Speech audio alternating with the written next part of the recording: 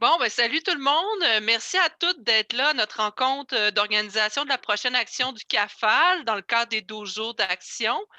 Avant qu'on commence, juste un petit point de même. Je ne sais pas si vous aviez vu les dernières statistiques du rapport du service de police de l'agglomération de Longueuil, le bilan de 2019. J'ai vraiment été, choquée de voir que les crimes contre la personne avaient vraiment augmenté, mais principalement au niveau des crimes sexuels. Ça a augmenté de Mmh. 12 la dernière année. Il y a 437 personnes justement qui ont appelé, les policiers, ou qui ont porté plainte à cet effet-là, là. Donc, puis on apprenait dans le rapport que 78 des cas, les victimes connaissaient, le suspect. Donc, en tout cas, bref, moi, j'ai été sidérée. Ah, c'est clair, là, ça met à terre, là, tu sais, les différents mouvements de dénonciation qu'il y a eu dans les différentes années ont clairement aidé au niveau que les femmes, justement, aient le courage de pouvoir dénoncer, qu'elles trouvent le courage de façon collective. Mais trouver le courage de dénoncer, ça donne pas les outils, justement, pour, bien accompagner puis bien soutenir les, survivantes d'agressions, hein. Vraiment, puis tu sais, les femmes, ils dénoncent de plus en plus, dans le fond, toutes les agressions en matière sexuelle. Puis, ben, je pense aussi que tout le fait de dénoncer la culture du viol, dans le fond, c'est, tu sais, la violence sexuelle, là, c'est vraiment, vraiment un enjeu de société, là. Mmh. Ouais, tellement, tellement. Puis, tu sais, le manque de soutien à long terme pour les survivantes, ça peut vraiment avoir des conséquences vraiment dramatiques sur leur reconstruction. Mmh. Justement, ça me fait penser qu'il y a une femme, une locataire qui nous a appelé dernièrement, puis qui, à force de parler de ses problèmes de logement, a fini par se confier à moi concernant une agression sexuelle, justement. Puis j'avoue que je savais pas trop où la référer, là. J'ai tendance à référer, à Montréal ou sinon plus dans l'ouest de la Montérégie, mais j'avoue que je sais pas si vous avez des idées, mais là, j'étais un peu, je sais tu sais, je sais pas trop comment bien accompagner cette personne-là, tu sais, vers où la diriger. Mmh. Et en effet, puis je pense qu'on est, tout plein d'organismes, par exemple, au Centre des femmes, je veux dire, on peut accompagner de façon ponctuelle, mais le suivi à long terme, puis on n'est pas on bouche les trous, peu importe l'organisme où on travaille, on veut essayer de patcher, mais on n'est pas une ressource, spécialisée dans l'accompagnement au niveau du trauma, au niveau des agressions à caractère sexuel, là. Ouais, est-ce que tu veux parler, en fait, Sophie, qui en aurait besoin d'un espèce de centre qui offrirait de l'aide et qui Mmh. permettrait de lutter contre toutes ces agressions sexuelles? C'est de ça dont tu parles, en Beh, fait? c'est exactement ça, en fait. Tu sais, puis les obstacles sont vraiment énormes pour les femmes survivantes. Nous, on essaye de justement, patcher les trous, mais il faudrait vraiment avoir des alliés justement, spécialisés à ce niveau-là, là. Mmh.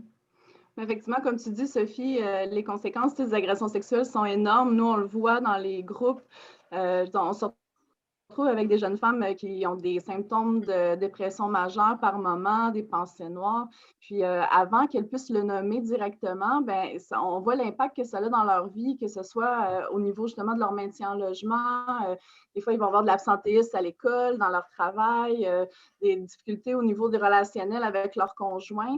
Même si c'est des agressions justement qui datent d'avant leur relation, même la construction de leur relation avec leur enfant aussi qui peut des fois être affectée. Puis les relations justement avec l'organisme aussi, parce qu'on voit des fois une méfiance aussi que ça fait longtemps qu'elle porte. Mmh. C'est ça, on se sent désarmé parce qu'on n'est pas formé pour accompagner cette détresse-là qui est causée spécifiquement sur le trauma sexuel. Puis on ne sait pas à qui référer au final. Puis il me semble qu'il manque vraiment quelque chose pour pouvoir mieux accompagner sur le territoire. Oui, tu as tellement raison. Et souvent, les femmes se retrouvent complètement isolées, complètement seules aussi, parce que comme Marie-Christine le disait au départ, c'est des agressions sexuelles qui surviennent à 78% dans notre réseau, dans notre famille. Mmh. Donc, ça va détruire ces liens-là qui sont nos réseaux de solidarité à la base. Puis, je trouve que ces femmes-là, dans l'ensemble de leur discours aussi, nous nomment qu'elles sont seules. Donc, encore une raison pour laquelle il faut les soutenir davantage. Oui, puis si on pense aussi aux recours juridiques qui, des fois, peuvent s'étaler sur plusieurs années, ben, le degré d'anxiété augmente. Elles sont sous tension, ces femmes-là, pendant des années, des fois. Là, fait que ça n'a comme pas de bon sens. C'est clair. Puis ce qu'on observe aussi, c'est qu'on met beaucoup l'emphase sur tout ce qui est les symptômes et très peu sur les causes aussi. Qu'est-ce qui va causer les agressions à caractère sexuel? Puis les services en ce moment sur le territoire, ben justement, ils sont beaucoup axés sur le curatif, puis sont très peu axés sur la prévention. Donc, en tout cas, bref, je pense qu'il y aurait quelque chose à faire à ce niveau-là. Puis, ça m'étonne pas, tu sais, c'est sûr, moi, je vous rejoins dans ce que vous dites. Tu sais, les femmes vont se confier à nous. C'est la même chose à Carrefour pour elles. On va avoir accès à leur vécu.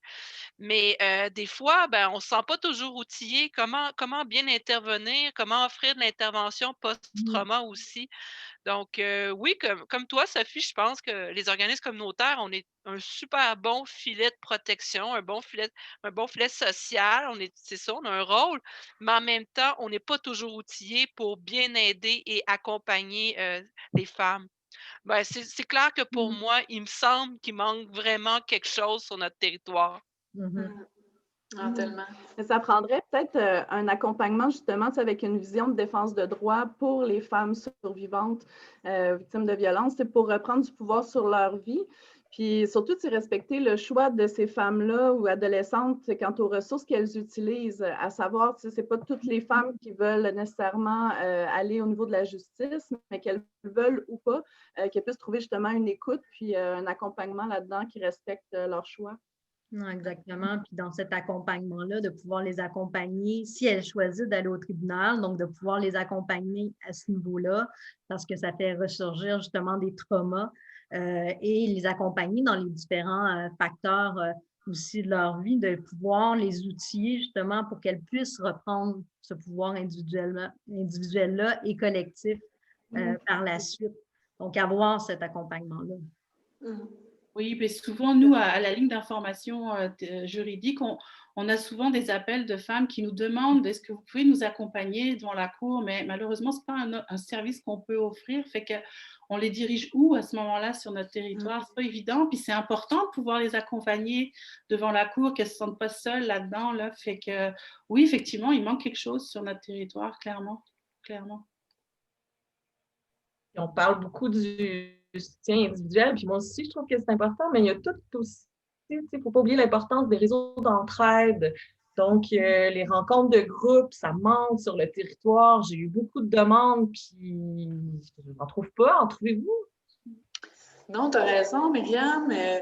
Puis, je veux dire, déconstruire la culture du viol, d'échanger sur le processus de reconstruction, ça demande tout un travail de soutien, puis un travail de groupe aussi, parce que quand les autres parlent, ben, on se sent moins seul, puis on développe aussi des liens de solidarité entre nous, puis on peut s'aider, s'épauler là-dedans. Puis, ben, un groupe de soutien, ça demande du temps, de l'énergie de développer cette valeur-là, cet ensemble de valeurs égalitaires-là. Dans un safe space aussi, je pense que c'est pas simple. Puis, je pense que la honte doit passer de l'autre côté. Puis, dans un groupe, ben, on se sent plus fort, en fait. Je pense qu'il n'y en a pas sur notre territoire. Il n'y en a pas. Ben oui, puis tu sais, comme le dit Marie-Ève, là, genre, c'est tellement essentiel des groupes non mixtes. Ça te permet de reprendre confiance en toi, de reprendre confiance en ton potentiel puis ta force. Puis aussi, là, tu sais, les violences sexuelles, c'est un enjeu de société. Puis là, en disant ça, comment ça fonctionne en ce moment? Ça responsabilise les jeunes femmes, ça responsabilise les filles, les adultes de vivre ça toute seule. Il faut qu'on arrête ça, là. Ça n'a pas d'allure que ça manque sur notre territoire. Complètement. Oui, non, vraiment, il faut que ça change. Je pense qu'il faut que ça change, il faut que ça s'arrête, tout ça. Puis les rapports de pouvoir et de domination à l'endroit des femmes, des enfants, c'est à l'origine des agressions sexuelles. Donc, c'est un rapport de domination vraiment sérieux. Puis, je pense que l'éducation et la sensibilisation, c'est vraiment important. Essentiel. Totalement. C'est important aussi de rencontrer les jeunes sur notre territoire. J'ai pas l'impression que ça se fait vraiment, de sensibiliser la population plus largement. Puis tout ça, c'est un gros travail. Donc oui, c'est vraiment un manque sur notre territoire. Ouais, puis c'est sûr qu'un mouvement comme MeToo là, a beaucoup aidé à libérer la parole, là, puis à aider les femmes à dénoncer leurs agresseurs. Mais honnêtement, ça ne suffit pas. Là. Ça prendrait vraiment un organisme, quelque chose qui prend un peu le rôle de porte-parole de toutes ces voix et qui va militer contre les agressions sexuelles. Ça nous prendrait vraiment ça. Là. Mm. Exactement, tu sais, un lieu ou un espace pour rassembler toutes celles qui veulent faire changer les choses, tu sais, pour mettre une pression aussi qui soit constante sur les enjeux des agressions à caractère sexuel. Mais tu sais, on rêve là parce que, bon, peut-être qu'on ne peut peut-être pas faire changer les lois, mais quand même, je sens qu'il y a quelque chose qui manque à faire sur notre territoire. Là, je nous entends, là, mais ce qu'on est en train de dire, c'est ce qui manque, c'est un calax. Il nous manque un centre d'aide et de lutte contre les agressions à caractère sexuel. Puis il me semble que ça serait pertinent qu'on puisse reprendre ça un moment donné, puis qu'on puisse en faire une évaluation des besoins au sein de notre communauté. Puis je pense que ça serait vraiment chouette qu'on puisse justement aussi questionner notre centre intégré en santé et services sociaux, mais aussi notre ministre des Services sociaux, notre ministre de la Santé, de savoir qu'est-ce qu'ils pensent justement de ce trou de service-là. Ouais.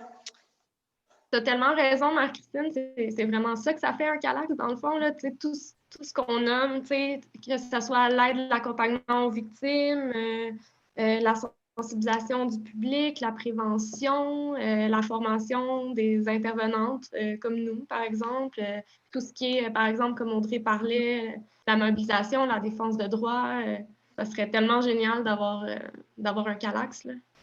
En tout cas, je pense qu'on s'entend, on voit que c'est pertinent, puis je pense que lors de notre prochaine rencontre, on devrait absolument se mettre ça, un point de suivi à notre ordre du jour.